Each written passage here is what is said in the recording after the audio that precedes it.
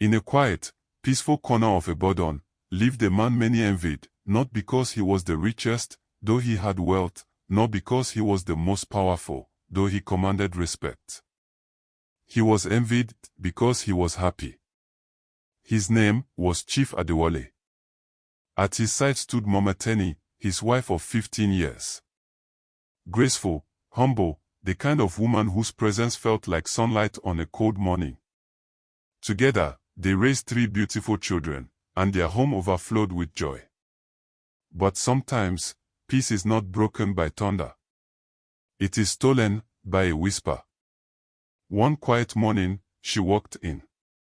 Her name was Sade.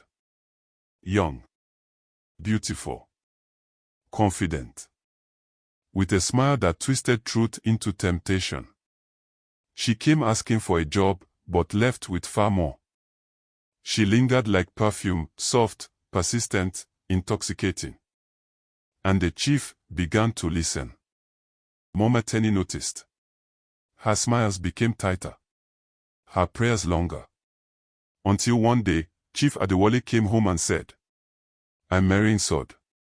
The room fell silent. The children looked to their mother, confused. Heart flickered in her eyes, but she only nodded. "If that is your decision," she whispered, "may God guide us." The wedding came. Loud. Lavish.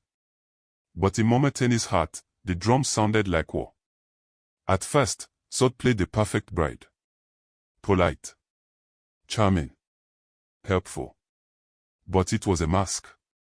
She whispered lies into Chief Adewale's ears. Accused Mama Teni of turning the children against her. Slowly, the chief changed. One night, in the bedroom, Sade sat dramatically on the bed. Tears on her cheeks. A broken necklace in her hand. "She tried to attack me," she claimed. Chief Adewale, clouded by doubt and desire, believed her. He didn't ask questions. He didn't seek truth. And so, he made a decision. Rain fell heavily that night. Mama Teni stood at the gate with her children. A single suitcase in her hand. Tears streaming down Teni's face. Little Femi clutched his toy car. Dora asked if they were going on a trip. They were not. Chief Adewale watched from the window, unmoved. And just like that, the woman who helped build him was gone. Months passed. Sade took over everything: a house, staff, bank accounts. But love built on deceit has no foundation. She began spending recklessly. Cheating. Disrespecting the very man she once pretended to adore. Then one day, she disappeared. Cars, jewelry, millions of naira, gone. Chief Adewale sat alone, in silence. Years passed. One quiet afternoon, a knock echoed at the door of a modest flat. Mama Teni opened it. And there he stood, Chief Adewale. Older. Thinner. No beats. No pride. Just a man, broken. He fell to his knees. "I was blind," he wept. "I let a snake into our home.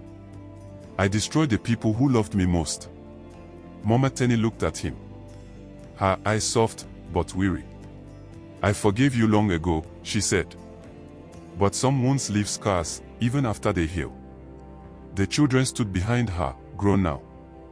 They didn't rush to hug him, but they didn't close the door either. Because even broken things can be mended if you're willing to do the work. Not every woman who smiles means you well. Not every second wife brings peace. And not every mistake can be undone. But one thing is true. The home you build with love must be protected with wisdom. Because what takes years to build can be destroyed in a moment of weakness. So guard your heart. Guard your family. And never, never trade gold for glitter.